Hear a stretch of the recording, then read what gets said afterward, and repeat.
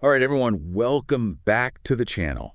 It's good to be back with you all for another deep dive. Yeah. And you know what, I have to say this week, you guys have really outdone yourselves with the sources you sent in. Some really interesting stuff this week. I mean, wow, we're talking about a serious shift in U.S. government. Like, this is a really big deal. It's huge, yeah. The formation of the Department of Government Efficiency. DOGE. DOGE. Catchy, right? It is. It's got that, like, Silicon Valley kind of vibe, doesn't it? Yeah, and to make it even more interesting, you've got some seriously big names attached to it. Elon Musk and Vivek Ramaswamy. That's a power duo right there. Yeah. Yeah. I mean, they're not exactly your typical government appointees. Definitely not your usual suspects. Okay, so the mission, as we're understanding it from the sources you sent, and this is where it gets really fascinating, is that they're going to try to make the federal budget more efficient. Yeah, I mean, we're talking about a $6.5 trillion budget, so that's... $6.5 trillion. That's a lot of zeros. That's a lot of zeros.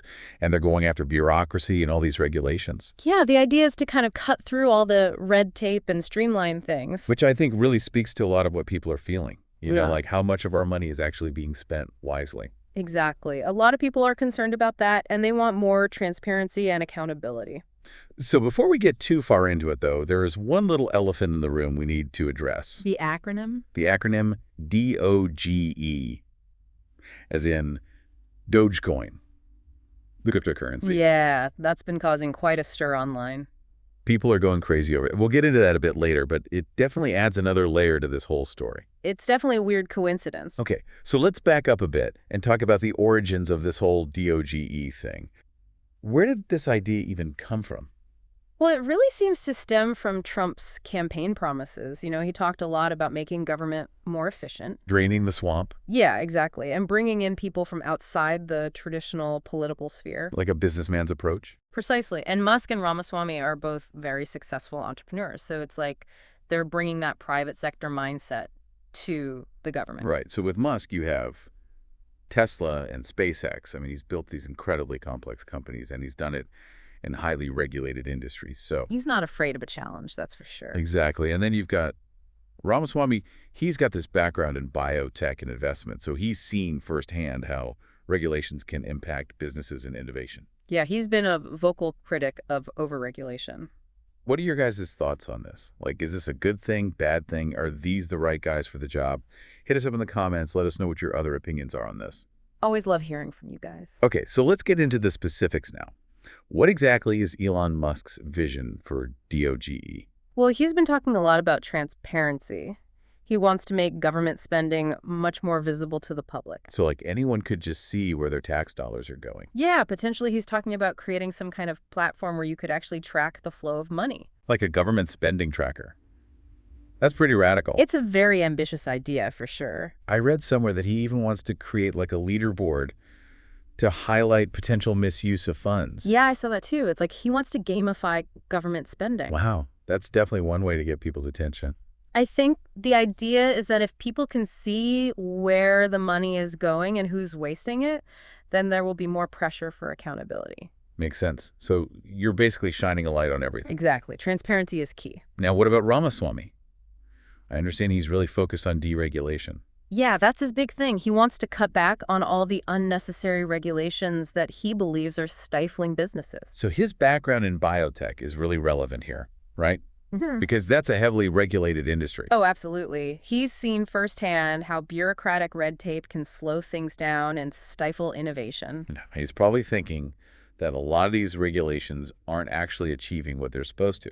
Yeah, a lot of it is just paperwork and compliance, and it doesn't really add any value. So if you're enjoying this breakdown so far, make sure you hit that like button and share this deep dive with your friends. We love getting the word out about these important topics. Definitely share it with anyone who's interested in how the government works. All right, so we've got Musk focused on transparency and Ramaswamy tackling deregulation. It's a pretty powerful combination. It's a two-pronged approach to government reform. But let's be real, this is a huge undertaking, and Yeah. not everyone is on board with this whole DOGE thing. Yeah, there's definitely been some pushback. Okay, so let's hear both sides. What are people saying who support this? Well, a lot of people see this as a long overdue shakeup of the system. They think that the government has become too bureaucratic and inefficient, and that DOGE is a necessary step to fix things. Right. They're hoping that Musk and Ramaswamy can bring some fresh thinking to the table. Exactly. They want to see results, and they believe that these guys can deliver. They've got the track records to prove it right. That's the argument. But then you've got the critics. Yeah. What are their main concerns? Well, one of the biggest concerns is about potential conflicts of interest, especially with Elon Musk. He's got his fingers in a lot of pies. Yeah, exactly. He's involved in so many different companies that it's hard to see how he can avoid potential conflicts with his role at DOGE. Right, like what if one of his decisions as head of DOGE ends up benefiting one of his own companies? It's a legitimate concern, and it's something that's going to be scrutinized very closely. And it's not just about Musk. There are also broader concerns about putting so much power in the hands of unelected individuals. Right. Some people worry that this is undemocratic and that it undermines the accountability of elected officials. And then there's just the sheer skepticism about whether they can actually pull this off. I mean, the federal government is a massive machine, and it's been running the same way for a long time. So changing that is going to be incredibly difficult. It's like turning a giant ship around. Exactly. It takes a lot of time and effort. Okay, but we can't ignore this little quirk of fate.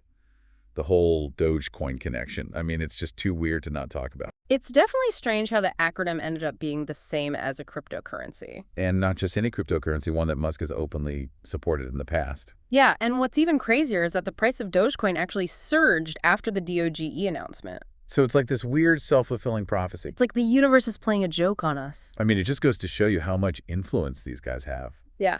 You know? Like, even a seemingly random connection can have real-world consequences. It's a reminder that we live in a very interconnected world. All right, so putting aside the Dogecoin craziness for a moment, let's get back to the challenges that Musk and Ramaswamy are actually going to face in leading this department.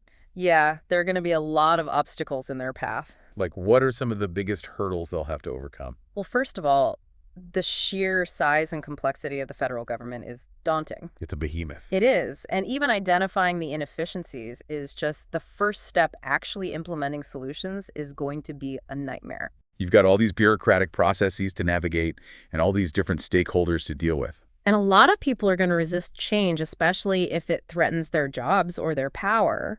So they're going to need some serious political savvy to get things done. Absolutely. This is not just about business acumen. It's about navigating the political landscape.